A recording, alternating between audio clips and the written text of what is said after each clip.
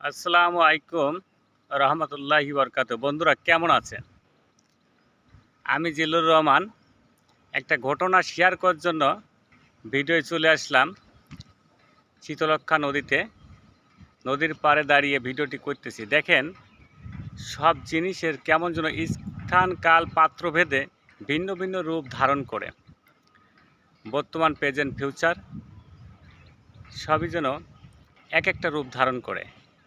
দেখেন আমি নদীতে একটা জিনিস দেখাচ্ছি আপনাদের, যে কদর জিনিসটা, আদর, স্নেহ, মায়া, মমতা জিনিসটা স্থান কাল পাত্র ভেদে ভিন্ন রকম হয়।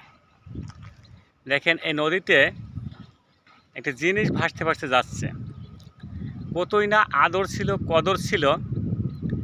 একসময় সবাই এটাকে ভক্তি করছে, শ্রদ্ধা করছে, ভালোবাসছে।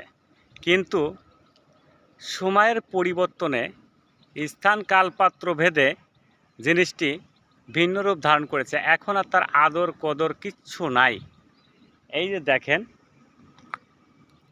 জিনিসটি, হিন্দুদের দুর্গা পূজা, তাদের প্রতিমা নদীতে ভাসতে ভাসতে চলে যাচ্ছে।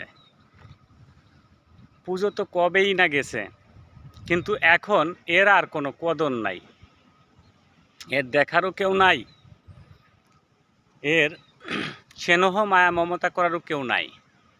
নদীতে আপন গতিতে ভেসে চলে গেছে, কিন্তু তার দেখার কেউ নাই। কিন্তু এক সময় এই হিন্দুদের প্রতিমার তারা ভক্তি দিয়েছে, পুজো করছে, স্নেহ মায়া মমতা কত কিছুই করছে, টাকা পয়সা খরচ করছে, কিন্তু এখন এর কোনো মূল্যই নাই। এ নিজ গতিতে নদীতে চলেছে, তো চলছেই। হঠাৎ করে আমার সামনে পড়ে গেল, তাই ঘটনাটি আপনাদের সাথে শেয়ার করলাম। এটা কেউ অন্যভাবে নেবেন না। এটা শুধু আমি বোঝাতে চাইছি যে মানুষ যে কোনো জিনিস স্থান কাল পাত্রভেদে ভিন্ন রূপ হয়ে যায়। আজকে আমি আছি, কাল আমি থাকবো না। এইভাবে কথা বলতেছি, কোথাও বলতে পারবো না আল্লাহ যদি না চায়। প্রতিটা মানুষেরই এরকম, শুধু মানুষ নয়, সব জিনিসেরই ক্ষয় আছে, সব জিনিসেরই গতি পথ পরিবর্তন আছে।